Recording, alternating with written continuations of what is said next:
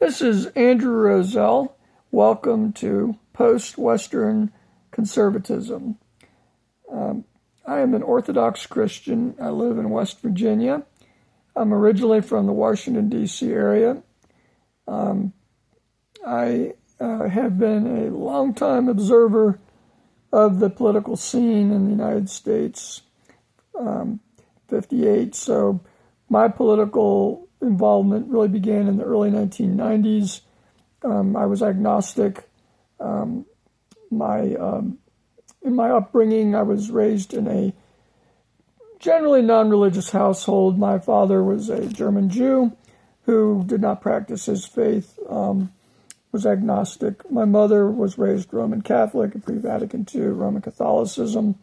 I grew up during the Cold War, and politics was very much part of my upbringing.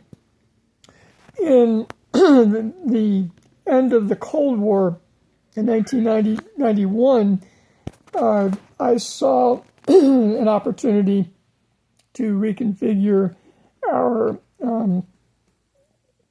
political alignment from being an interventionist country, the head of NATO, to being a more America-focused country.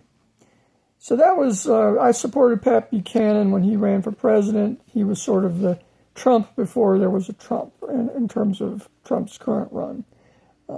Actually, Trump had earlier discussions of running for president in the 80s, but I didn't like him because of his personality. I later ended up supporting Trump when he ran in 2015 and voted for him 4 times in the Virginia primary once and then the 3 general elections, but then soured up on him after the Epstein files and also the war in Iran. The conservatism that I was associated with was the paleo-conservatism of Patrick Buchanan, of Chronicles magazine, including Samuel Francis, whom I knew personally. I was not a close friend of his, but I knew him, and he helped get me a job. He came to my wedding. So I've known Jared Taylor as well. But as an Orthodox Christian, I became Orthodox in 1997. I became a Christian believer in 1996. And so I'm now 58. So for about half of my life at this point, the majority of my adult life, I've been a Christian. But it's a process that we continue in the Orthodox Church, this idea of theosis.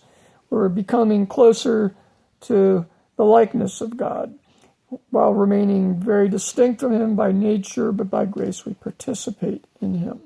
And that is the basic view that I have in what these either discussions or readings that I'm going to try to have.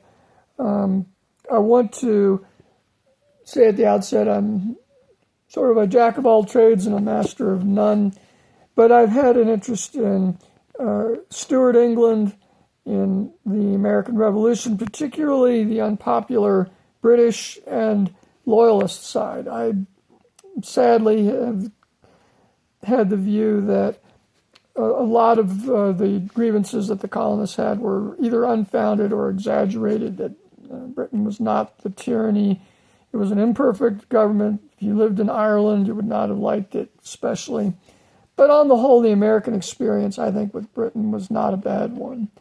Unfortunately, the modern British system is very corrupt and behind a great deal of evil. But in terms of as things existed, on my mother's side, I have Confederate ancestry from Maryland, and I would have probably been a reluctant Confederate when Lincoln would have issued the call for 75,000 volunteers.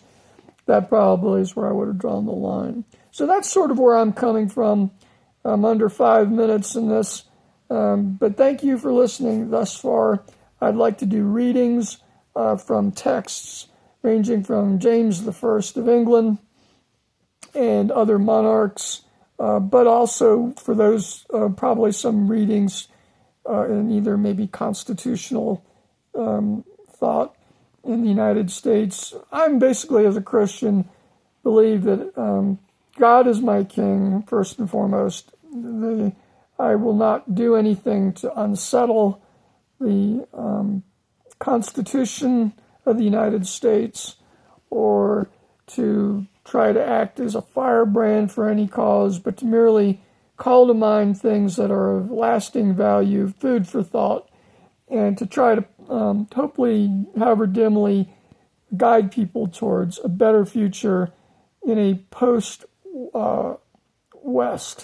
America and West, because it's clear that the West, as it has been, is in collapse. The Enlightenment and even Roman Catholicism and Protestantism are all in steep decline. There's greater interest in the Orthodox Church, which I am heartened by.